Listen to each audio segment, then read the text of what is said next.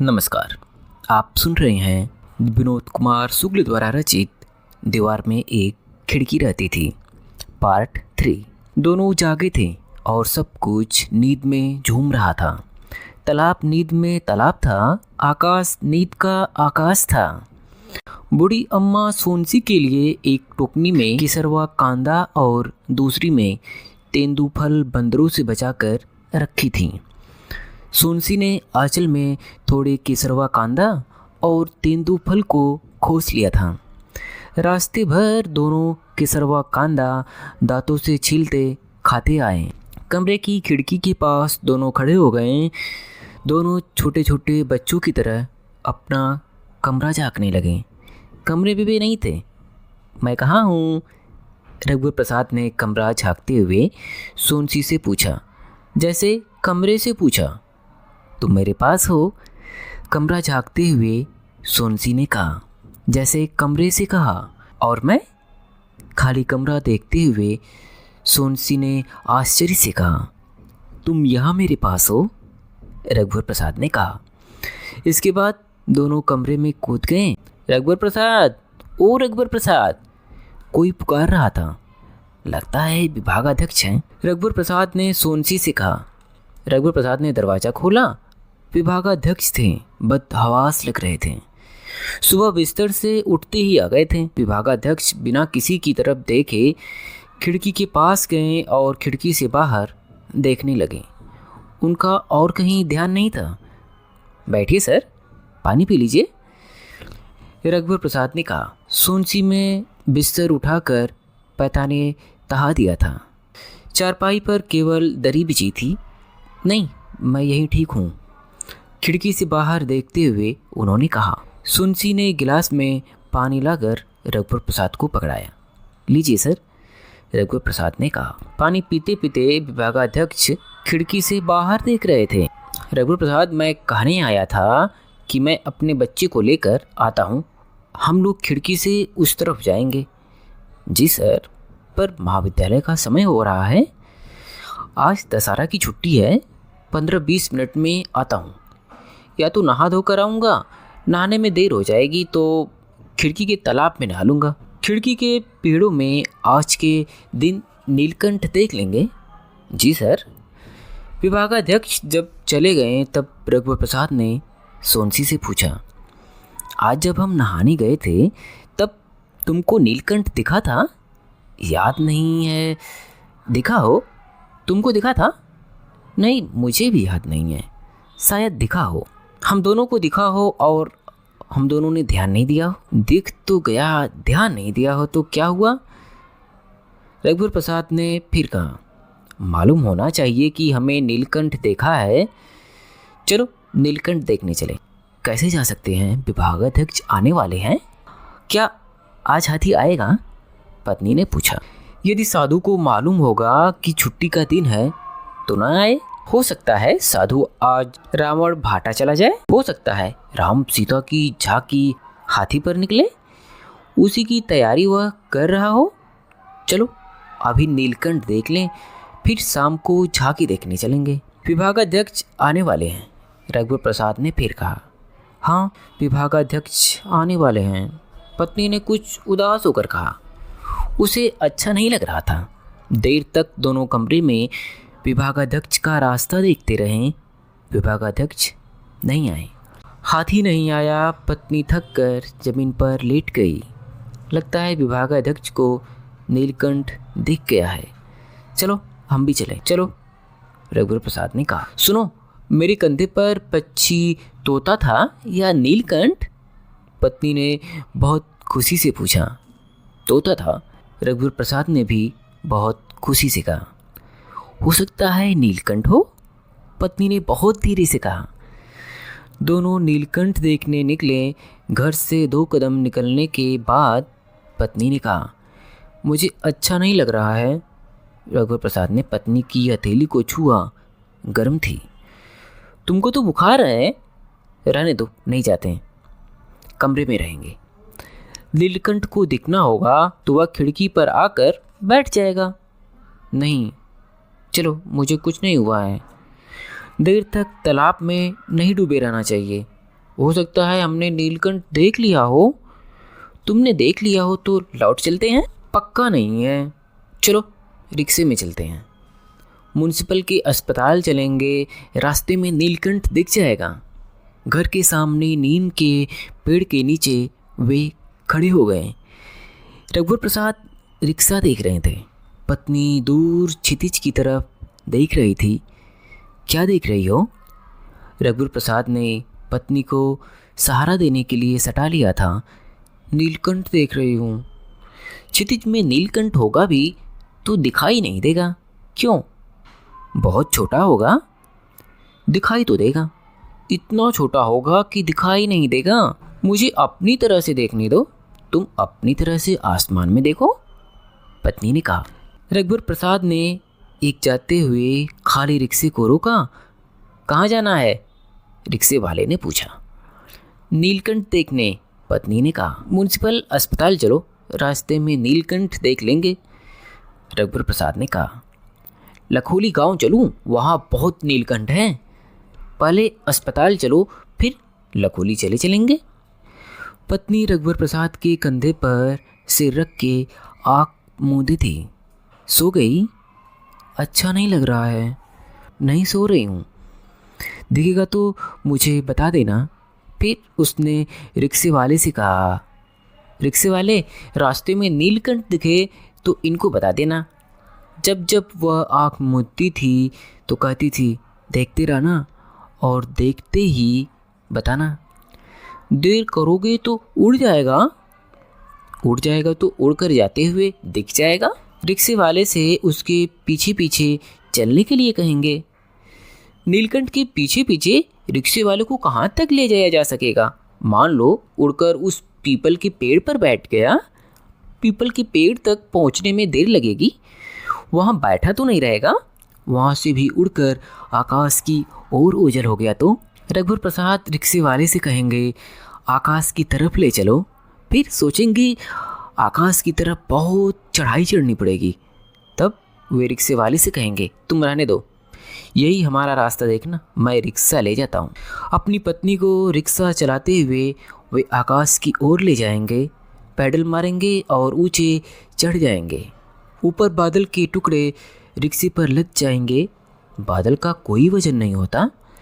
किसी बादल में लोगों को न दिखने के लिए दशहरा के दिन नीलकंठ बैठा हुआ दिख जाएगा। पत्नी को दिखाएंगे, सोनसी देखो, नीलकंठ पेड़ पर दिख जाएगा। इसलिए यहाँ भूरे बादल में आकर बैठ गया है। तुम भी देखो। यह भी हो सकता था कि नीलकंठ देखने की उत्कृष्ट इच्छा और उसके न दिखने से ऊब जाएगा। उड़ते हुए सामने आए कि दोनों एक साथ उसे देख ले, फिर चला जाए। जाने के बाद भी नीलकंठ को जरूर लगेगा कि दोनों ने उसे देखा या नहीं। शायद किसी एक ने देखा हो तो वह दोबारा आए, सामने सामने अपने नीले पंख फैलाए उड़ता रहे। फिर दोनों कहेंगे, हमने तुमको देख लिया। तब वह उड़कर चला जाएगा। अस्पताल में पर्ची कटाने की भीड़ थी। सोनसी बेंच पर बैठी थी। बहुत देर बाद डॉक्टर ने सोनसी को देखा। पुड़िया में उसने 4 गोली दी। 2-2 घंटे में एक एक गोली खाने को कहा। एक गोली अभी खा लेने के लिए कहा था। सोनसी अस्पताल के नल के पास गई और गोली खाकर पानी पिया। चलो, सोनसी ने कहा। वहीं रिक्शा वाला अस्पताल के सामने खड़ा दिख गया। चलोगे? रघुवर प्रसाद ने रिक्शे वाले से पूछा। हाँ। दोनों रिक्शा में बैठ गए। कहाँ ले जा रहे हो? रघुवर प्रसाद ने कहा। नीलकंठ देखने, रिक्शे वाले ने कहा। जहाँ से आए थे वहीं चलो। जब घर आए तो देखा छोटू वहाँ बाहर साफ इस्त्री की हुई कुर्ता धोती पहने खड़ा था। रिक्शे से भैया को उतरते देख छोटू रिक्शे की तरफ दौड़ा और चिल्लाता गया, अम्मा, भैया भाभी आए। और छोटू ने भैया भाभी के पैर छुए। कितनी देर हो गई आए तुम लोगों को? भाभी ने पूछा। बहुत देर हो गई। पिताजी चारपाई पर लेटे थे। वही बोरे पर बैठी अम्मा गांव से लाई बरबट्टी काट रही थी।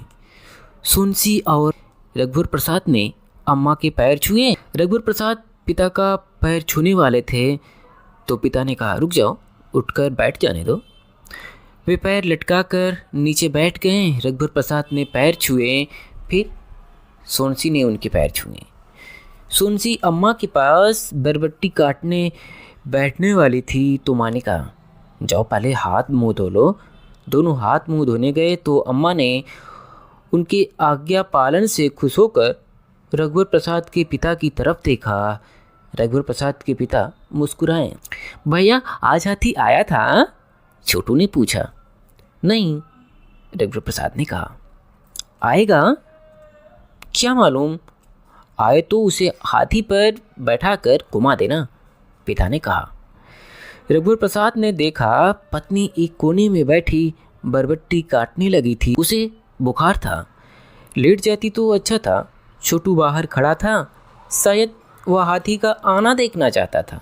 अम्मा अपने साथ 2 कांसे की थाली, एक ठठुलिया और अदरक कूटने के लिए एक काला गोल पत्थर लाई थी। सूपा चलनी लाना वह भूल गई थी। पूरी थी। रघुवर प्रसाद के पिता को लगता था कि काला पत्थर कसौटी का पत्थर है। पिता एक सोने की तांबई अंगूठी पहने थे। सोने में तांबा अधिक मिला था। इस अंगूठी को उन्होंने पत्थर पर घिसकर देखा था तो एक हल्की सुनहरी तांबई लकीर खींच गई थी। यह लकीर भी पत्थर के साथ साथ आ गई थी। रघुवर प्रसाद छोटू के पास गए। साफ कपड़े गंदे न हो जाएं, इसलिए गोटा पत्थर और पेड़ पर चढ़ने का खेल नहीं खेल रहा था। वह हाथी पर सवार होकर घूमने के कपड़े पहना था। उन्होंने छोटू से कहा, आज घूमने नहीं जाएंगे? तुम्हारी भाभी को बुखार है। भाभी को बुखार है? छोटू ने पूछा। हाँ। वह अंदर गया और कहा, अम्मा भैया कहते हैं भाभी को बुखार है। सुनकर रघुवर प्रसाद परेशान हो गए। होता यह कि छोटू पहले कहता घूमने नहीं जाएंगे, तब अम्मा पूछती क्या हाथी नहीं आएगा? शायद ना आए, दशहरे का दिन है। पिता कहते हाथी आएगा तो भी सब लोग कैसे जाएंगे? भाभी को तो बुखार है। छोटू कहता इस तरह बात होती तो अच्छा होता। रघुवर प्रसाद झेप गए कि अम्मा पिता क्या सोचेंगे। अम्मा ने सोनसी से पूछा, बहू तुमको बुखार है? सोनसी ने बरबट्टी काटते सिर हिलाकर नहीं कहा। अम्मा उठकर सोनसी के पास गई, माथा छुआ। है तो बहुत बुखार है? सुनकर पिता उठकर बैठ गए। सोनसी की आँख छलछला आई थी, शायद उसे मायके की याद आई हो। अम्मा ने उसके सिर को छाती से चिपका लिया। चल लेट जा, डॉक्टर को दिखाया था? रघुवर प्रसाद से पिता ने पूछा। जी, गोलियां दी हैं। गोलियां कब खानी है? 2-2 घंटे में। समय हो गया है? हाँ। कहाँ है गोली? बहू को दे दो। छोटू भाभी को 1 गिलास पानी दो। गोली निकाली। छोटू पानी लेकर भाभी के पास गया। रघुवर प्रसाद ने छोटू को गोली दी कि वह भाभी को दे दे। गोली खाने के बाद अम्मा ने उसे बोरे पर लिटा दिया। सोनसी की पिछौरी रखी थी, उसी को उड़ा दिया। अम्मा खाना बनाने की तैयारी करने लगी। अम्मा को खाना बनाते जानकर सोनसी उठी तो पिता ने कहा, बहू लेटी रहो। सोनसी लेट गई। उसने पिछौरी ओढ़ी और थोड़ी देर में सो गई। पिता ने रघुवर प्रसाद से धीरे से कहा, झोला दो। फिर उन्होंने रघुवर की माँ से पूछा, कुछ लाना तो नहीं है? नहीं, रघुवर की माँ ने कहा, मैं आता हूँ, खाना बनते तक आ जाऊँगा। झोला लेकर वे चले गए। सोनसी का बुखार उतर गया था। हाथ मुंह धोकर माँ के कहने से उसने खाना खाया तो और अच्छा लगा। छोटू कुर्ता धोती को लगाकर गंदा होने से बचाए हुए मन ही मन हाथी का रास्ता देख रहा था कि आ जाए। कोई नहीं जाएगा तो वह अकेला हाथी पर बैठकर घुमाएगा। सोनसी को अच्छा लगा तो वह घर का काम करने लगी थी। जहाँ सोनसी लेटी हुई थी वहीं रघुवर प्रसाद जाकर लेट गए। छोटू, बाहर से पिताजी आवाज़ दे रहे थे। देख, हाथी आ रहा है क्या? छोटू दौड़ता हुआ बाहर आया। हाथी आ रहा था। अम्मा रघुवर प्रसाद भी बाहर आ गए। पिता कमरे के अंदर आए और झोला रख कर बोले, बहू मुर्रा लाया हूँ, तुम लोग खा लेना। पिता भी बाहर आ गए। साधु बिना हाथी को बैठाए हाथी के ऊपर से उतर आया। ऊबड़ खाबड़ पत्थरों के आजू बाजू पैर जमाते हुए पहाड़ से उतरते हैं। हाथी पर 2 कदम इधर उधर रखकर वह नीचे उतर आया था। उतरते ही कंधे की अंगूछे को झटकार कर उसने फिर कंधे पर जमा लिया। वो धोती को ढीले लपेटे हुए और पीला कुर्ता पहने हुए था। कुर्ता का रंग फीका पड़ गया था। कपड़े साफ थे और इस्त्री किए हुए थे। दशहरा का दिन था, शायद इसलिए छोटू बहुत उत्साही था। रावण भाटा चलोगे? वहाँ बहुत भीड़ होगी। हाथी के गले में घंटी नहीं है, लोगों को कैसे मालूम पड़ेगा कि हाथी आ रहा है? रघुवर प्रसाद ने कहा। हाथी का आना बहुत दूर से दिख जाता है, इसे देखने की खबर हो जाती है और दूसरों को मालूम पड़ जाता है। फिर भी रघुवर प्रसाद ने कहा, चलिए कुछ नहीं होता। छोटू भी जाएगा, पिता ने कहा। बहू भी जाएगी, रघुवर प्रसाद की माँ ने कहा। वह अंदर गई। बहू जल्दी तैयार हो जा, हाथी पर घूमा। सोनसी ने जल्दी जल्दी हाथ मुंह धोया। बहू, हाँ माँ, सोनसी ने धीरे से कहा। लाल साड़ी पहन लेना। हाँ अम्मा। अम्मा ने खटिया से तहाया हुआ बिस्तर उठाकर नीचे ज़मीन पर बिछे बोरे पर रख दिया। दरी उठाई और खटिया को खड़ी किया। दरी को अम्मा ने खटिया पर टांग दिया। खटिया की आड़ में साड़ी बदल लेना। सोनसी नई लाल साड़ी लेकर खटिया की आड़ में चली गई। नीचे बैठकर उसने उल्का पहना, फिर लाल साड़ी पहनी। खटिया की आड़ से वह निकल आई थी। बिंदी लगाई? अम्मा ने पूछा। हाँ अम्मा। पैर पट्टी पहन लेना। सोनसी ने पैर पट्टी को उतार दिया था। हाँ अम्मा। रघुवर, अम्मा ने बुलाया, तू भी कपड़ा बदल ले। अम्मा ने रघुवर से पिता का कोसा कुर्ता, जो करीब 15 साल पुराना होगा, झोरे से निकाला। गमछे में तहा हुआ कुर्ता था। धोती निकाली, ले पहन ले। रघुवर प्रसाद पिता से लंबे थे। कुर्ता बड़ा था। पिता बाह की कलाई के पास मोड़ लेते थे। रघुवर प्रसाद भी खटिया की आड़ में चले गए। उनको कुर्ता ठीक हुआ था, लंबाई में कुछ छोटा लगता था। रघुवर प्रसाद ने धोती पहनी। गांव की बनी धोती थी, मोटी खादी की तरह थी। धोती की सुनहरी किनार थी। बालों में पानी लगाकर रघुवर प्रसाद ने कंघी की। कोसे के कुर्ते और सुनहरी किनार की धोती में रघुवर प्रसाद सुंदर लग रहे थे। सोनसी कमरे में जहाँ होती कुछ अधिक उजाले में लगती। जहाँ गुड्डी रखी थी वह हिस्सा कमरे का अंधेरा कोना लगता था। सोनसी उधर होती तो वह हिस्सा अधिक उजाले का लगता। सब नंगे पैर हाथी पर बैठने के लिए निकले। साधु हाथी पर पहले बैठा हुआ तैयार था। पास पड़ोस के लोग भी बच्चों सहित अच्छे कपड़े पहने हुए रावण भाटा जाने के लिए तैयार थे। जा रहे लोग थोड़ी देर के लिए हाथी के पास रुक जाते। जा रहे लोग रंग बिरंगे साड़ी कपड़े पहने, और तो लड़कियों, आदमियों, बच्चों का झुंड थे। हाथी पर चढ़ने के पहले रघुवर प्रसाद और सोनसी ने पिता और अम्मा के पैर छुए। जब रघुवर प्रसाद हाथी पर चढ़ने लगे तो सब खड़े होकर उन्हें देख रहे थे। फिर रघुवर प्रसाद की पत्नी, इसके बाद छोटू चढ़ा। साधु ठीक से बैठने में सबकी सहायता कर रहा था। छोटू साधु को पकड़ कर बैठा था। सोनसी रघुवर प्रसाद को।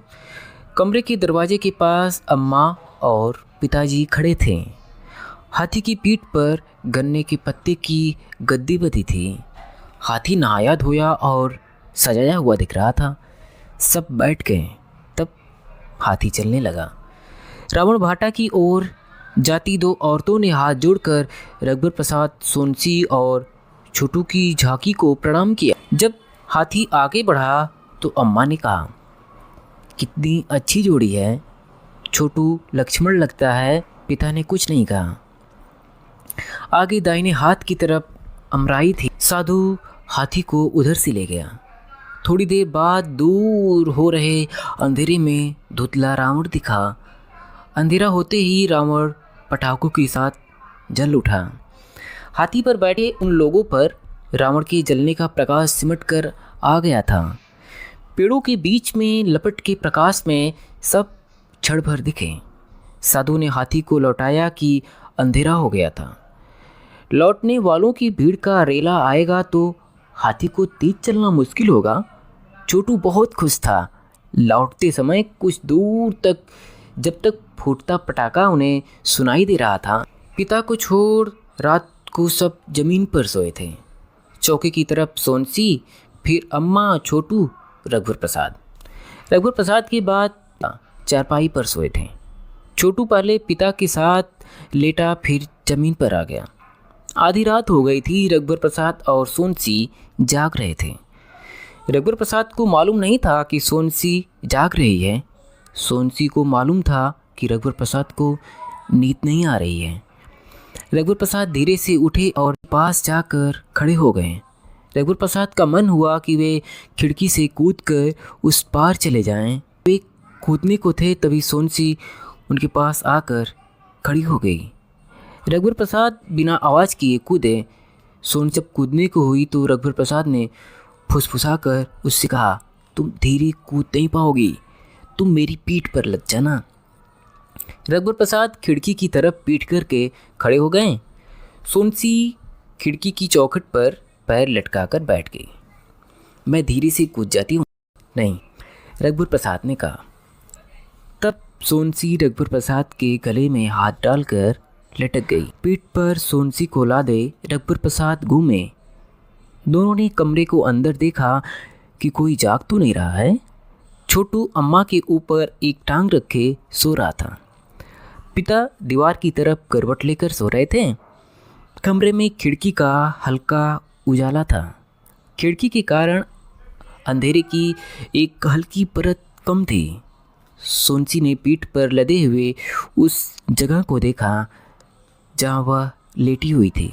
उस जगह को जहाँ रघुवर लेटा हुआ था।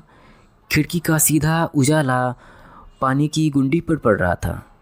सोनसी ने देखा गुंडी में ढक्कन नहीं लगा था। छोटू ने पानी निकाला होगा और ढक्कन लगाना भूल गया। सोनसी उतरने को थी कि रघुवर प्रसाद ने गले में लिपटे सोनसी के हाथों को कसकर पकड़ लिया। उतरने दो, गुड्डी खुली है, खुली रहने दो, कहकर रघुवर प्रसाद सोनसी को लादे हुए अंधेरे में चलने लगे। गिरा मत देना। नहीं गिरोगी, पगडंडी का मुझे अंदाजा है। गहरी रात की शांति थी। इस शांति में सबकी अलग अलग शांति थी। जैसे पीतल के पेड़ के नीचे पीपल की शांति, अनजाने पेड़ों के नीचे अनजान पेड़ों की शांति थी। सोनसी रघुवर प्रसाद के कंधे में लदी। रघुवर प्रसाद की हर कदम में धीरे से उछलती जाती और हूँ अलापती। यह बोलना पेड़ों, तालाबों, चट्टानों के प्रत्येक एकांत में सुनाई दे रहा था। ऐसा था कि ये दोनों जागे थे और सब कुछ नींद में झूम रहा था। पेड़ नींद में पेड़ थे, तालाब नींद में तालाब था, आकाश नींद का आकाश था, पंछी नींद के पंछी थे, वातावरण नींदमय था। सोनसी ने भारी पलकों को खोलकर देखा तो जगह जगह चमकी से चौक पूरे हुए दिख रहे थे। हो सकता है अब्रक की बारीक धूल से चौक पूरे गए हों। तारों के प्रकाश से ये चमचमाते से थे।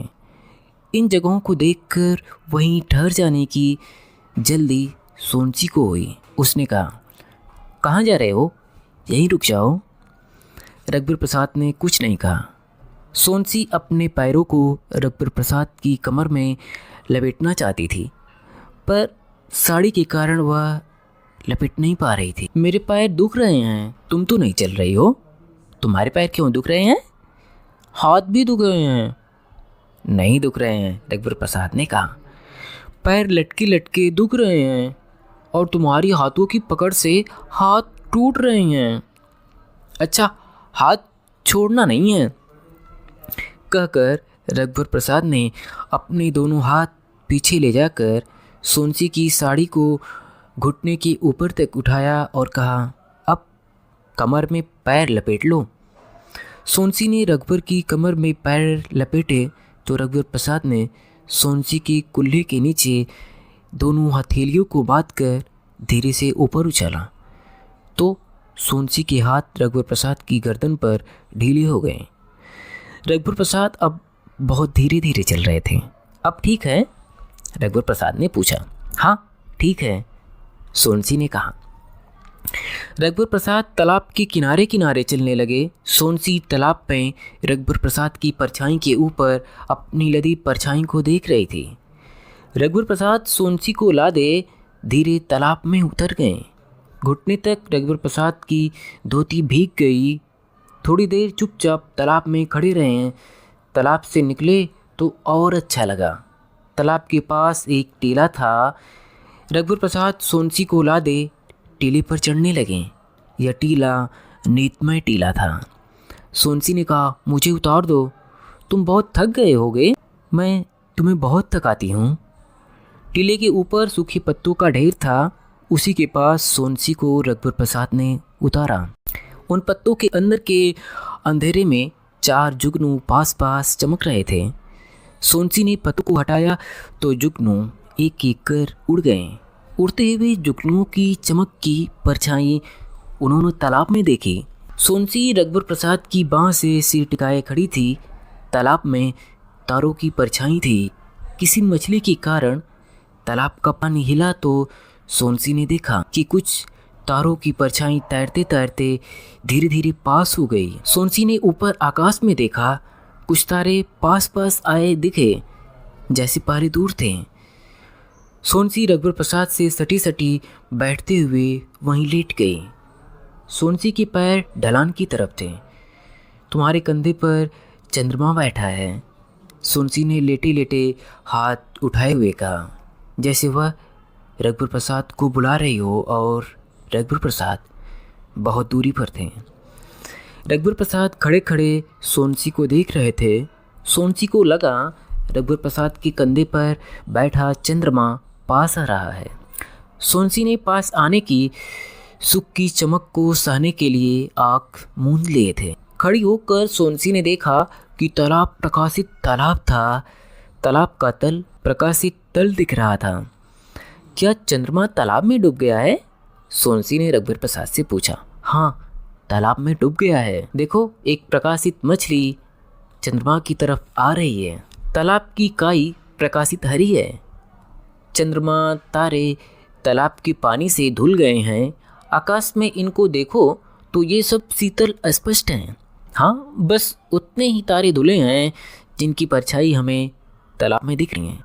बाकी तारे उतने शीतल और अस्पष्ट नहीं हैं।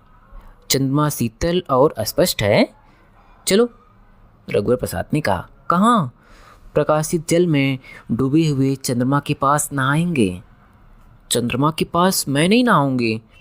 अच्छा, चंद्रमा से दूर नहाएंगे? कपड़े उतार कर चंद्रमा से दूर दोनों तालाब में कूद गए। देर तक डुबकी लगाकर दोनों नहाते रहे। चंद्रमा तुम्हारे पास चोरी चोरी आ रहा है, रघुवर प्रसाद ने कहा। ओह माँ, सोनसी ने कहा, और वह तैरते हुए चंद्रमा से दूर चली गई। चलो बाहर निकलो, सबके जागने का समय हो रहा है, बूढ़ी अम्मा गुस्से से बोली। वह तालाब के किनारे खड़ी थी। बूढ़ी अम्मा, चाय है? रघुवर प्रसाद ने पूछा। नहीं, चाय पीते तक सब जाग जाएंगे, जल्दी भागो। अच्छा, रघुवर प्रसाद ने कहा। बूढ़ी अम्मा चली गई। जल्दी बाहर निकलो, सोनसी ने कहा। सोनसी ने पश्चिम की दिशा की तरफ 10 तारों की पतंग की आकृति में जाते हुए दूर देखा। पूर्व से तारे अलग आकृतियों में एक के बाद एक इकट्ठे होकर पश्चिम की तरफ इकट्ठे हो रहे थे। पूर्व से सूर्य उदित होने की तैयारी कर रहा था। दोनों दौड़ते हुए घर की तरफ लौट रहे थे। घर के थोड़ा पास पहुँचे होंगे तो चिड़ियों ने चहचहाना शुरू कर दिया। कुछ और पास पहुँचे तो कोयल कूकने लगी। रघुवर प्रसाद खिड़की के अंदर गए तो गाय के रंभाने की आवाज़ आई। सोनसी कमरे के अंदर गई तो धूप का फीका टुकड़ा बिना आवाज़ किए कमरे में घुस रहा था। अपनी जगह रघुवर प्रसाद आँख मूंद कर लेट गए। सोनसी अपनी जगह आंचल से मुंह ढककर सो गई। तभी चुपके से पिता उठे और धीरे से दरवाजे का एक पल्ला खोलकर बाहर चले गए। दरवाज़ा ज़्यादा खोलते तो दरवाजे का दूसरा पल्ला छोटू के सिर पर लगता। पल्ले अंदर की तरफ खुलते थे। इसके बाद अम्मा उठी, फिर छोटू उठा। अम्मा ने रघुवर प्रसाद को उठाया। रघुवर प्रसाद ने दोनों पट खोलकर बाहर चले गए। पिता सामने नीम के पेड़ के नीचे पत्थर पर बैठे थे। सड़क पर घास से लदी 2 बैलगाड़ियां जा रही थीं। दूसरी बैलगाड़ी के पीछे एक ऊंची गाय बैलगाड़ी में लदी घास में मुख मारने के लिए पीछे पीछे जा रही थी। गाय ने घास का एक छोटा पूड़ा खींचकर सड़क पर गिरा दिया। बैलगाड़ी वाले को मालूम नहीं पड़ा। अम्मा ने बहू को उठाया। वह जाग रही थी। सिर से आंचल को हटाकर वह उठी।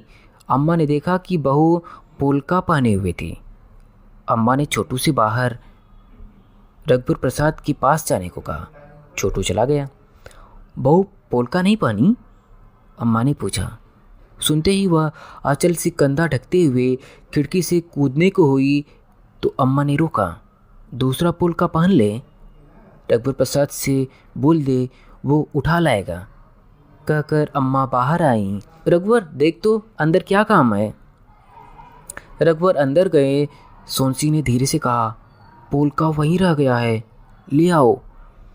पानी तो हो, यह दूसरा है, किसी ने देखा है, अम्मा ने कहा है। रघुवर प्रसाद खिड़की से कूद गए। बूढ़ी अम्मा बैठे बैठे सीख की झाड़ू से सामने बुहार रही थी। एक हाथ थक जाता तो दूसरे हाथ से बुहारती। रघुवर प्रसाद ने भागते हुए कुछ नहीं कहा, पर बूढ़ी अम्मा ने सुना कि रघुवर प्रसाद ने कहा, बूढ़ी अम्मा बहुत मेहनत करती हो। लौटते समय रघुवर प्रसाद ने कहा, बूढ़ी अम्मा मैंने चाय अभी तक नहीं पी। बूढ़ी अम्मा ने सुना रघुवर प्रसाद ने कहा है, घंटे 2 घंटे के लिए सोनसी को काम करने के लिए बुला लिया करो। इतने में रघुवर प्रसाद ने देखा कि पोलका के बदले हुए तालाब से कमल का फूल तोड़ लाए हैं। पलटकर दौड़ते दौड़ते उन्होंने टीले के पास देखा कि वहाँ भी बूढ़ी अम्मा पेड़ों के नीचे की एक बहुत छोटी जगह बैठे बैठे बुहार रही थी। रघुवर प्रसाद ने कहा, बूढ़ी अम्मा क्या पूरा जंगल बुहारती हो? बूढ़ी अम्मा ने सुना कि रघुवर प्रसाद ने कहा, पूरी दुनिया बुहारती हो? मैं बहुत बूढ़ी हूँ, बूढ़ी अम्मा ने कहा। रघुवर प्रसाद ने सुना, हाँ। रघुवर प्रसाद ने छुपकर खिड़की से देखा कि पिता झूले में मुर्रा निकालकर थाली में रख रहे थे। अम्मा ने रघुवर प्रसाद को खिड़की के पास देख लिया था। रघुवर प्रसाद पिता के कारण अंदर नहीं घुस रहे थे। तुम थोड़ा बाहर जाओगे? अम्मा ने कहा। क्यों? थोड़ा नमक मिर्च और सरसों का तेल देना। अम्मा पिता के पास गई और मुर्रा की थाली खींचते हुए धीरे से कहा, काहे मेहरापा करती हो? पिताजी बेमन से उठे तो खिड़की के बाहर खड़े रघुवर प्रसाद दिखा। वहाँ क्या कर रहा है? कमल का फूल तोड़ने गया था, आपकी पूजा के लिए। अच्छा ठीक है। रघुवर प्रसाद पोलका छुपाए हुए अंदर कूद गए और कमल का फूल पिता को दिया। सफ़ेद कमल का फूल। बहू तुम नहा लो, अम्मा ने कहा। अम्मा मैं नहा ली, सोनसी ने कहा। सोनसी को लगा कि कहीं पर गलती हो गई। कब नहाई? अम्मा ने कहा। अम्मा भूल गई, उसे लगा नहीं कहना था। रात को उठकर उसने देखा था कि सोनसी और रघुवर दोनों कमरे में नहीं थे। दरवाज़ा अंदर से बंद था। खिड़की से गए होंगे। पहले तालाब में नहाई थी। मैं सोची कि सुबह हो गई है, नहाने के बाद भी सुबह नहीं हुई तो फिर लेट गई। धीरे से सोनसी ने कहा, ठीक है। अच्छा हम लोग नहाने जाते हैं। पिता झोले में अपने और रघुवर की माँ के कपड़े जमा लिए थे। यहाँ खिड़की से चले जाइए, पास ही तालाब है, एकांत रहता है। रघुवर प्रसाद ने कहा, हमारी उम्र नहीं है, वहीं नहाएंगे जहाँ डूबने पर कोई बचाने के लिए हो। मैं भी चलूँ? तुम भी नहा लिए हो ना? जी, रघुवर प्रसाद ने कहा। पिता को खांसी आई। खखार कर वे खिड़की से बाहर थूकने वाले थे तो अम्मा ने रोका। अरे अरे, यहाँ नहीं थूको, बाहर नाली में जाकर थूको। बच्चे खिड़की के नीचे बैठे रहते हैं, रघुवर आना जाना करता है, यह पनाला नहीं है, अम्मा ने कहा। पिता थूकते थूकते रुक गए। दरवाजे से बाहर गए। पिता थूकते तो खिड़की से दिख रहे आकाश पर छींटे पड़ जाते। कपड़ों का झोला पिता के हाथ में था। रघुवर की माँ छोटी सी दुबली पतली थीं। दोनों के बाल सफ़ेद हो गए थे। चलते चलते पिता कभी माँ का सहारा लेते, कभी माँ पिता का सहारा लेती। छोटू, तू भी माँ के साथ क्यों नहीं चला गया? अम्मा ने मना कर दिया, कहा यही बाल्टी से नहा लेना। दोनों नंगे पैर गए थे। पिता की चप्पल बाहर थी। कमरे के अंदर एक खोखा था। इस खोखे के अंदर जूता चप्पल रखे जाते थे। पिता को चप्पल घर से अंदर लाना अच्छा ही लगता। रघुवर प्रसाद जूता बाहर उतारकर हाथ में लेकर खोखे में रख देते थे। अम्मा चप्पल नहीं पहनती थी। गांव के घर के बाहर बाल्टी रखी होती थी। घर के अंदर आने के पहले पैर धोकर आना पड़ता था। छोटू चप्पल खरीद लेता पर बहुत कम पहनता था। छोटू के सामने सड़क का एक कुत्ता पिता की एक चप्पल उठाकर भाग गया। छोटू हट हट कहता कुत्ते के पीछे दौड़ा तो कुत्ता और जोर से भागा और खेत की तरफ झाड़ियों में कहीं घुस गया। छोटू की आवाज़ सुनकर रघुवर भी दौड़े। क्या हुआ? कुत्ता पिता की चप्पल लेकर भाग गया। किधर गया? उधर कहीं झाड़ियों में घुस गया। दोनों ने झाड़ियों में चप्पल को ढूंढा, चप्पल कहीं नहीं मिली तो लौट आए। एक अकेली चप्पल थी। पिता आए तो आते ही छोटू ने कहा, कुत्ता आपकी एक चप्पल ले गया। अरे, हम दोनों ने ढूंढा, चप्पल नहीं दिखी। आपसे कहता था अंदर खोखे में रख दीजिए, माने नहीं। मिल जाएगी, अम्मा ने कहा। अम्मा के कंधे पर धुले हुए कपड़े थे। पिता छोटू के साथ चप्पल ढूंढने गए। पीछे पीछे रघुवर भी गए। चप्पल नहीं मिली। चप्पल का खो जाना पिता को अखर रहा था। फिर भी उन्होंने रघुवर की माँ से कहा, 6 महीने हो गए, बहुत पहन ली। जवाब में रघुवर की माँ कहना चाहती थी, 6 महीने नहीं 2 महीने हुए हैं, पर नहीं कहा। दोपहर को अम्मा पड़ोस में चली गई थी। पिता खाली झोला लेकर चले गए थे। पिता जब भी बाहर निकलते थे खाली झोला लेकर निकलते थे। उन्हें लगता था कि बहुत ज़रूरत की चीज़ें बहुत सस्ते में कभी भी अचानक दिख जाएगी तो खरीद कर रखने के लिए झोला होना चाहिए। झोला नहीं भूलते थे, पैसे भूल जाते थे। जब पैसे नहीं होते तो याद आने पर भी नहीं रखते थे। कैसे रखते हैं? ऐसे में झोला साथ में रखने का क्या मतलब था?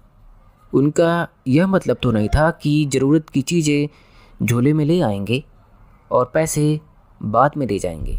उन्हें लगता था कि उधार लेने का समय अब निकल चुका है। जब चुकता करने का समय निकल जाता है तो उधार लेने का समय भी चला जाता है। कितनी चीज़ें होती हैं पर ये जान जाते हैं कि हमारे लिए नहीं है। छोटा सा बच्चा जान जाता है। छोटू जान गया था। देख लेने से वस्तुओं को पा जाने का सुख मिल जाता तो कितना अच्छा होता। मिठाई को देखते ही खाने का सुख ऐसा होता तो दिखाने के लिए थोड़ी चीज़ें होती और सबकी ज़रूरत पूरी हो जाती। अनजानी खुशी सोच समझकर हुए दुख को भी दूर कर देती थी। रघुवर प्रसाद ने कहा, सोनसी तुम्हारे पास पैसे होंगे? पिता के लिए चप्पल ले आते हैं। 25 रुपये हैं, हो जाएगा। मेरी माँ ने दिए थे, सोनसी ने कहा। रघुवर प्रसाद खुशी खुशी छोटू को साथ लिए चले पर नाप के लिए पिता के साथ आते छोटू ने कहा, नाप के लिए पिता की चप्पल है। रघुवर प्रसाद पिता की चप्पल पतलून की जेब के अंदर घुसाए हुए थे। चौथाई चप्पल बाहर दिख रही थी। गोल बाजार में चप्पल जूते की दुकानें ऐसी थी कि चप्पल ढेर लगी थी। दोनों ने मिलकर पिता के नाप की काले रंग की चप्पल छाटी। जेब में पिता की पुरानी चप्पल रघुवर प्रसाद रखे थे। नई चप्पल अखबार से लिपटी छोटू के पास थी। वह नंगे पांव थिरक रहा था। सड़क पर माचिस की खाली डिब्बी पड़ी थी। छोटू ने चलते चलते उसे ठोकर मारी। आगे माचिस के पास पत्थर का टुकड़ा था। छोटू पत्थर के टुकड़े पर न लगे नहीं तो चोट लग जाएगी, परंतु छोटू ने निशाना साध कर माचिस को मारा। भैया, पत्थर को तुम मार गए, तुम जूता पहने हो। नहीं, पत्थर बड़ा है, जूता खराब हो जाएगा, रघुवर प्रसाद ने कहा। चप्पल देखकर अम्मा सोनसी बहुत खुश हुए। चप्पल को खिड़की के नीचे छोटू ने रख दिया। अम्मा ने गांव के घर की तरह बाल्टी में पानी बाहर दरवाजे के पास रखवा दिया था। बाल्टी छोटे परे से ढकी थी। अब पैर नंगे धोकर सब कमरे में आने लगे थे। रात में बाल्टी को अंदर रख दिया जाता। पिता झोले को कंधे पर रख के पैर धोकर आए। पिता का ध्यान चप्पल की तरफ नहीं आ रहा था। सोनसी ने चप्पल उठाई और सामने पिता के पैर के पास रख दी। अरे किसकी चप्पल है? पिता ने पूछा। फिर गुस्सा हुए। नाप के लिए मैं जाता तो ठीक था, छोटी दिख रही है। नाप के लिए आपकी एक बची चप्पल लेकर गए थे, रघुवर प्रसाद ने कहा। अच्छा कहकर पिता मुस्कुराए। उन्हें चप्पल बिल्कुल ठीक हुई। वे चप्पल पहने कमरे में घूमते खड़े रहे। बाहर से थके आए थे। अम्मा ने कहा, खटिया पर बैठकर सुस्ता लो, थका नहीं हूँ। पिता ने कहा, लेटना मत, चप्पल पहने बैठे रहना। अम्मा ने कहा। रघुवर की माँ की सलाह को पिता ने मान लिया। वे चारपाई पर बैठ गए। चप्पल पहने हुए उनके पैर अच्छे लग रहे थे। इतने में रघुवर की माँ पास आकर बैठ गई और चप्पल को देखते हुए पूछी, अच्छी है? हाँ। तभी उन दोनों का मन खिड़की से उस पार जाने को हुआ। चलो चप्पल उतार कर, पिता ने कहा। सहारा देने के लिए रघुवर प्रसाद खिड़की से दूसरी तरफ चला गया था। पिता स्टूल के सहारे खिड़की की चौखट पर बाहर पैर लटकाकर बैठ गए। रघुवर ने उन्हें नीचे उतार लिया। स्टूल पर पैर रखकर अम्मा चढ़ी तो सोनसी ने सहारा दिया। रघुवर ने माँ को संभाल कर नीचे उतार लिया। वहाँ उतने में ही इतना अच्छा लगा कि पिता आगे चल पड़े थे। पीछे पीछे माँ थी। रघु तुम नहीं चलोगे? पिता ने पूछा। रघु नहीं जा रहा है, रघुवर की माँ ने कहा। पिता ने मुड़कर देखा तो रघुवर सोनसी खिड़की पर खड़े थे। सोनसी सिर ढके हुए थी। वह रघुवर का दाहिना हाथ अपने दोनों हाथों से पकड़ी हुई थी। पिता मुड़े थे पर तब भी सोनसी और रघुवर उसी तरह खड़े रहे। रघुवर को भी ध्यान न रहा। पिता ने कहा, पीछे देखो तो। रघु की माँ ने मुड़कर देखा और कहा, देख लिया। आगे जाकर पिता ने पूछा, छोटू कहाँ है? कहीं खेलने गया है, अभी तक नहीं आया? वह भी आ जाता, रघु के साथ आ जाएगा। तुम झोला नहीं लाए? रघुवर की माँ ने पूछा। मैं भूल गया। अरे यहाँ क्या मिलेगा? मकोई, बेर, कांदा कुछ तो मिलेगा। कुछ नहीं मिलेगा तो तालाब से झोला धोकर ले आएंगे। इसी पगडंडी से चलो। दूर बरगद का पेड़ दिख रहा है। रास्ते में एक बड़ा बंदर एक पेड़ से उतरकर दूसरे पेड़ पर चढ़ गया। धुआं उठ रहा है उधर, पिता ने कहा। बूढ़ी अम्मा रात के खाने की तैयारी कर रही होगी। अभी तो सूरज भी नहीं ढला। उजाले का काम करने में अच्छा रहता है। हाँ, बूढ़ी अम्मा की झोपड़ी दिखी। तब वे वहाँ पहुँचे तो एक बंदरिया पेट में बच्चा चिपकाए अचानक कूदते हुए बरगद के पेड़ पर चढ़ गई। अभी डूबते सूर्य का प्रकाश हो रहा था। इधर सूर्य इस तरह डूब रहा था जैसे यह पश्चिम की जगह है। पूरा पश्चिम डूबते सूर्य से हल्का लाल प्रकाशित हो रहा था। डूबते सूर्य का प्रकाश इतना था कि सूर्य यहीं कहीं पास में डूब रहा था और उसका डूबना बहुत देर से डूबना था। सूर्य का डूबना ठहरा हुआ डूबना था। आसपास और दूर दूर से पक्षी इधर के पेड़ों की तरफ लौट रहे थे। यह पूरी जगह अभी बसेरे की जगह में बदल रही थी। यहाँ जीवन इतना अच्छा लग रहा है कि लगता है बहुत जी गए और मृत्यु यहाँ से बहुत समीप हो, पिता ने कहा। इतना अच्छा कि बहुत जीने के बाद भी बचा हुआ है। मृत्यु यहाँ से पास हो, परंतु वहाँ तक पहुँचने में बहुत देर लगेगी। ठीक कहती हो, देर का जीवन बचा है। क्या हम यहाँ से मृत्यु देख सकते हैं? बचे जीवन को देख लेने के बाद फुर्सत मिलेगी तब। जीवित आँख से मृत्यु नहीं, जीवन दिखता है। हाँ। उनकी आवाज़ सुनकर बूढ़ी अम्मा बाहर आ गई थी।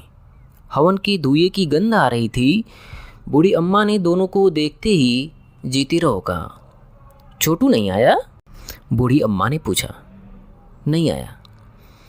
बूढ़ी अम्मा ने दोनों के लिए चाय बनाई। रघु की माँ ने सहायता की। चाय जल्दी बन गई थी।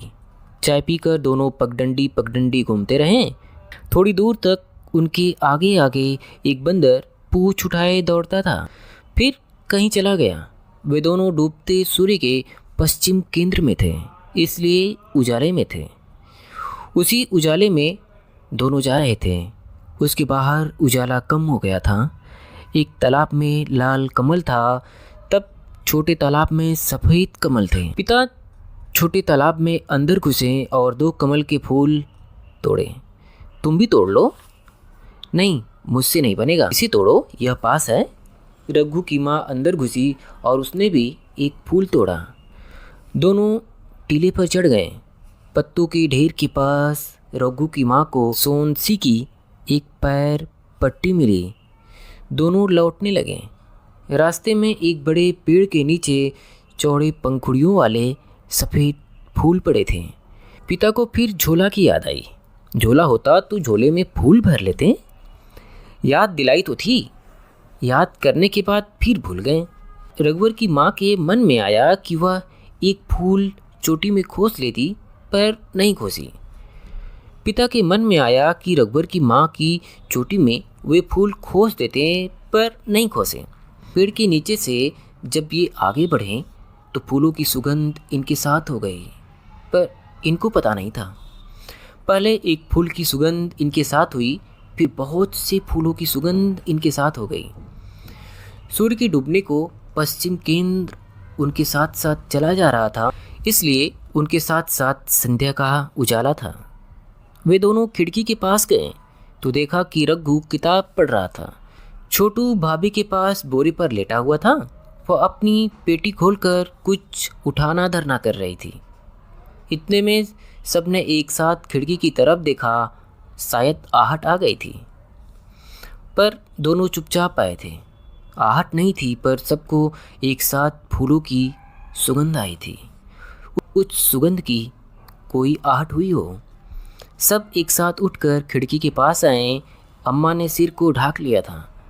पिता ने कमरे के अंदर जाने के पहले खिड़की के बाहर से बहू को कमल के फूल पकड़ाए। सोनसी को लगा कि अम्मा ने चोटी में फूल खोसा है। अम्मा सिर को ढाकी हुई थी, इसलिए पता नहीं चला। कमरे के अंदर आकर पिता नई चप्पल पहनकर खड़े हो गए। अम्मा ने चुपके से सोनसी के हाथ में कुछ पकड़ाया। सोनसी ने देखा उसकी पैर पट्टी थी। वह टीली पर भूल आई थी। रघुवर प्रसाद ने अम्मा को पैर पट्टी देखते हुए देख लिया था। बहुत फूलों की गंध के बाद एक आखिरी फूल की सुगंध अम्मा के पास बच गई थी। वह फूल की गंध को अम्मा के पास से चले जाने की याद नहीं थी। अम्मा पिता को छोटू को गए हुए 2 दिन हो गए। छोटू को रुकने का मन था, पर पिता का मन छोटू को साथ ले जाने का था। सुबह जाते समय पिता टट्टी का ताला अपने साथ ले जाना चाहते थे, पर रघु की माँ ने मना कर दिया था। जब बहू ने अम्मा के पैर छुए, तब अम्मा ने अपने कान से सोने की एक छोटी फुल्ली उतारी और कहा, बहू इसे तू रख ले। एक कान में पहन लेना, दूसरे कान का छोटू की दुल्हन के लिए है। जाने का मन न हो तो तुम रुक जाओ, रघुवर के पिता ने कहा। चलो, अम्मा ने कहा। छोटू ने भैया भाभी के पैर छुए। रघुवर ने पिता और अम्मा के। सोनसी ने पिता और अम्मा के दोबारा पैर छुए। बस के जाने के बाद भी रघुवर प्रसाद वहीं आसपास घूमते रहे। फिर थोड़ी देर बाद घर आए। सोनसी, तुमने अम्मा की फुल्ली कान में पहन ली? नहीं। सोनसी के कानों में चांदी की गोल बाली थी। उसने एक बाली उतारी और सोने की फुल्ली पहनी। इसको रख दूं? उसने उतारी हुई चांदी की बाली को दिखाते हुए पूछा। दूसरे कान में इसको भी पहन लो। 2 चांदी की बाली एक साथ? हाँ, एक साथ। एक में 2 चांदी की बाली और दूसरे में अम्मा के सोने की फुली। पैर पट्टी पहन ली। हाँ, सोनसी ने रघुवर प्रसाद को अपने दोनों पैर। खिड़की की चौखट पर एक सांवली लड़की खड़ी थी। वह दोनों हाथों में चौखट पकड़े हुए खड़ी थी। वह तैयार होकर आई थी। चौखट पर उसके दोनों हाथ की एक एक छोटी उंगलियों में नील पालिश लगी हुई थी।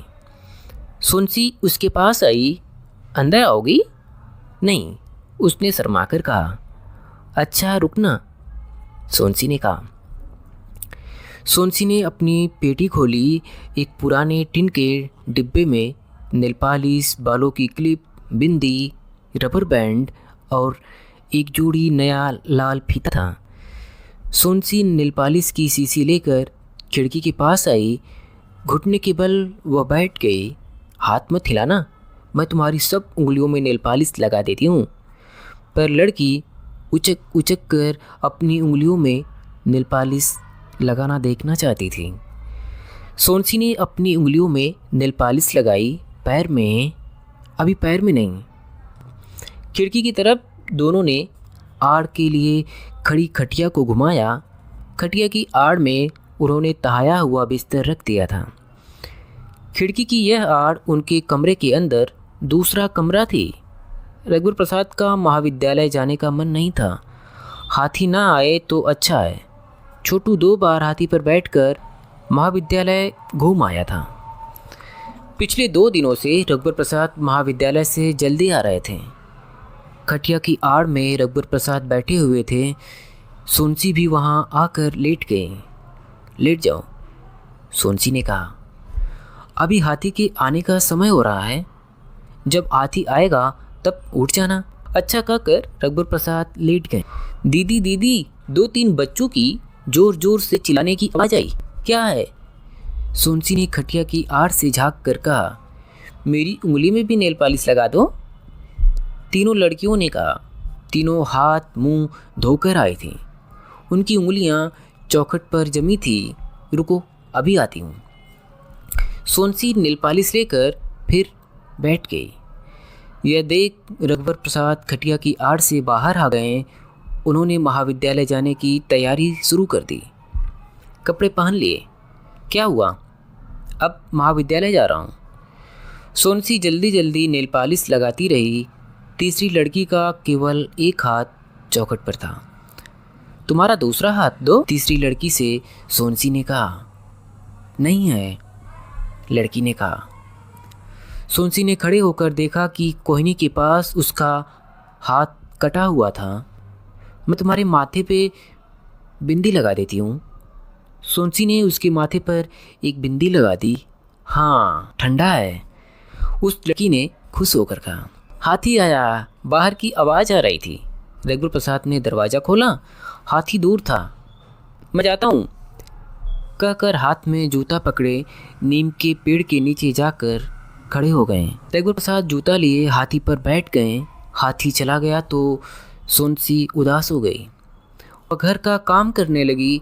जब तक रघुवर प्रसाद घर में रहते, सोनसी का काम रुका हुआ होता। वह रघुवर प्रसाद के आने के पहले सब काम कर लेना चाहती थी। शाम को रघुवर प्रसाद जब लौटे तो उन्होंने साधु से चाय पीकर जाने के लिए कहा। रघुवर प्रसाद अंदर आ गए। थोड़ी देर बाद साधु को देखने वे बाहर आए तो साधु नहीं दिखा। हाथी वहीं सूंड हिलाते डुलाते खड़ा हुआ था। चूँकि वह हाथी छोड़कर चला गया था, इसलिए उसे आसपास ही होना चाहिए था। जल्दी आ जाएगा। हाथी बंधा हुआ नहीं था। हाथी के आसपास 1-2 बच्चे बड़े इकट्ठे हो रहे थे। रघुवर प्रसाद ने उनको सावधान करते हुए कहा, हाथी खुला हुआ है, दूर रहना। आसपास खड़े हुए लोग दूर चले गए।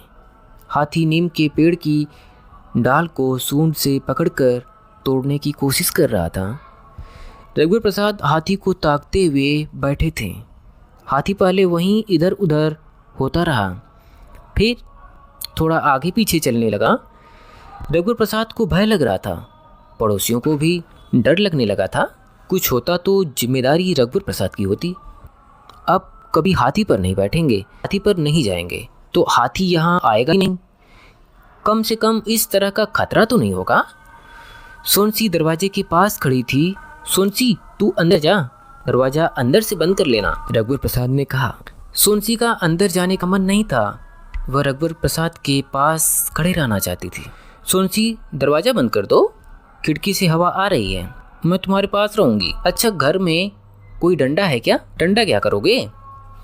घर की तरफ हाथी आएगा तो उसे हट हट करके भगा तो सकेंगे, शायद वह डर जाए। हाथी डंडे से डर जाएगा? सोनसी ने पूछा। और क्या कर सकते हैं? तुम डंडा तो ले आओ, शायद डर जाए। छोटू के खेलने का एक छोटा डंडा पड़ा था, उसे लेकर वह आई। यही है, और बड़ा नहीं था? नहीं, यही है। ठीक है, इसी से काम चलाएंगे। तुम जाकर आसपास देखो, साधु कहीं बैठा होगा, कहीं अचानक चला तो नहीं गया? ये धोखा देकर जाना हुआ? अचानक धोखा देकर पत्नी ने कहा। तुम दरवाज़ा बंद कर लोगी? हाँ, मैं दरवाज़ा बंद कर लूँगी।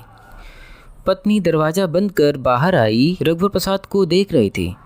रघुवर को जाते हुए हाथी ने भी देखा। हाथी रघुवर प्रसाद के पीछे पीछे जाने लगा। इतने दिनों में हाथी रघुवर प्रसाद को पहचानने लगा था। रघुवर प्रसाद को सावधान करने सोनसी दौड़ने लगी। हाथी धीरे धीरे जा रहा था। हाथी के पीछे जाती हुई एक भीड़ डर कर रुक गई थी। सोनसी रघुवर प्रसाद के पास पहुंची। उसने कहा, तुम्हारे पीछे पीछे हाथी आ रहा है। सोनसी रघुवर प्रसाद को भींचकर अदृश्य कर देना चाहती थी। क्या हुआ? चौंक कर रघुवर प्रसाद ने सोनसी से पूछा। तुम्हारे पीछे हाथी आ रहा है। सोनसी ने रघुवर प्रसाद को पकड़े हुए कहा। वह तो आ गया। सोनसी के माथे की लट को हटाते हुए रघुवर प्रसाद ने कहा। सोनसी को लिपटाते हुए वे भयरहित थे। हाथी उनके पास खड़ा था। दोनों ने देखा, अब सड़क पर कोई नहीं था, सड़क खाली हो गई थी, दरवाजे बंद थे। सिरस के पेड़ पर एक 12-13 साल का लड़का बैठा था। वह पेड़ पर बैठा हुआ बीड़ी पी रहा था। वह हाथी से डरकर पेड़ पर नहीं बैठा था, छुपकर बीड़ी पीने के लिए पेड़ पर बैठा था। वहाँ हाथी से सुरक्षित बीड़ी पीते बैठा रहना उसे अच्छा लग रहा था। उसने सिरस की एक डाल तोड़ी और हाथी की तरफ फेंकी। हाथी ने सूंड बढ़ाकर डाल को उठाया और सूंड को इधर उधर डुलाते हुए छोड़ दिया। रघुवर प्रसाद जाने को थे। आओ चलें, रघुवर प्रसाद ने कहा। रघुवर प्रसाद और सोनसी को लौटते देख हाथी ने जोरों से सिर हिलाया, फिर उनके पीछे हो लिया। रघुवर प्रसाद सोनसी को घर के अंदर ले गए। हाथी पेड़ के पास खड़ा रह गया। अच्छा हुआ वहीं रुक गया, पीछे पीछे घर के अंदर आ सकता था। रघुवर प्रसाद ने दरवाज़ा उड़का दिया था। थोड़ी देर वे सोनसी के साथ चारपाई की आड़ में लिपटे पड़े रहे, फिर उठे। कहाँ जा रहे हो? हाथी को देखने। पता नहीं वहाँ है या नहीं, साधु आकर ले गया हो। कोई घर के सामने हाथी छोड़ जाएगा तो हम क्या करेंगे? सोनसी ने कहा। रघुवर प्रसाद ने दरवाज़ा खोला। हाथी वहाँ नहीं था। हाथी नहीं है, उसके मुख से निकला। सोनसी उठ कर आई। क्या साधु ले गया? हो सकता है, रघुवर प्रसाद ने कहा। हाथी खुद चला गया होगा, तुम भी नहीं थी, दरवाज़ा बंद था, हाथी अकेला पड़ गया था और वह चला गया। हाँ, हाथी के साथ सम्मान का व्यवहार करना चाहिए था। हाथी से कहते, तुम कहीं जाना नहीं, हम आते हैं, तो शायद वह हमारा कहा समझ जाता और जाने के पहले हमारा रास्ता देखता। साधु हाथी को पूछेगा तो क्या जवाब देंगे? हमारी गलती नहीं है, वही छोड़ गया था, उसकी जिम्मेदारी है। मैं किसी से पूछता हूँ कि हाथी अकेला गया या कोई उसे साथ ले गया, किसी ने तो देखा होगा। सड़क में सन्नाटा है, कोई नहीं दिख रहा है, फिर भी देखता हूँ कोई ना कोई होगा। रघुवर प्रसाद को कोई नहीं दिख रहा था। सड़क के किनारे के पेड़ के ऊपर छुपकर बीड़ी पीने वाला लड़का पेड़ पर बैठा था। क्या तुमने हाथी को देखा है? किधर गया है? रघुवर प्रसाद ने पेड़ पर बैठे हुए लड़के से पूछा। इधर गया है। अपनी बीड़ी घुमाकर लड़के ने पेड़ के ऊपर से इशारा किया। पेड़ की खोखल में बीड़ी की बंडल और माचिस वह छुपा कर रखता था। अकेला हाथी था? नहीं, एक साधु था। पेड़ के ऊपर से उसने कहा, साधु हाथी ले गया? चाय पीने नहीं आया, बताकर भी नहीं गया। लगता है साधु एकदम अचानक नहीं जाएगा, धीरे धीरे अचानक जाएगा। पहले आधे घंटे के लिए, फिर 4 घंटे के लिए, 10 दिन के लिए, फिर 10-20 साल के लिए। 20 साल के बाद जीवन कितना बचेगा? आजीवन चला जाएगा। जो आजीवन चला जाता हो, कोई खोज खबर ना हो, मृत्यु की खबर ना हो, तो अपने चला गया में वह हमेशा जीवित रहता है। पीढ़ी दर पीढ़ी के लिए विस्मित न हो तो उसके लौट आने का अंदेशा पीढ़ी दर पीढ़ी बना रहता है। वो जैसे ही यह मालूम होता होगा कि वह मर गया, वैसे ही उसके लौटने की अनंत काल की प्रतीक्षा समाप्त हो जाती होगी। सड़क पर इक्का दुक्का आदमी अब दिखाई देने लगे थे। एक साइकिल दिखी, फिर धीरे धीरे चलती हुई बैलगाड़ी आई। आने जाने का जो दृश्य रुका हुआ था वह शुरू हो रहा था। यह आने जाने के दृश्य की शुरुआत थी। जो एक लोग ही आते जाते दिख रहे थे, यह शुरुआत बहुत देर तक शुरुआत बनी रही, जबकि एक स्वतंत्र हुआ हाथी अब से बहुत देर से काबू में आ चुका था। जब स्वतंत्र था तब हाथी अपने पालतूपन में अकेला हो गया था। इस बस्ती में वह एक सीधा साधा विशाल शाकाहारी प्राणी था। वह इतना सीधा साधा था जहाँ एक हिरण जंगल में हो सकता था। अभी आप सुन रहे थे दीवार में एक खिड़की रहती थी, विनोद कुमार शुक्ल द्वारा रचित मेरी यानी अवनीश राय की आवाज़ में। अगर आपको हमारी ऑडियो बुक पसंद आए तो वीडियो को लाइक करिएगा।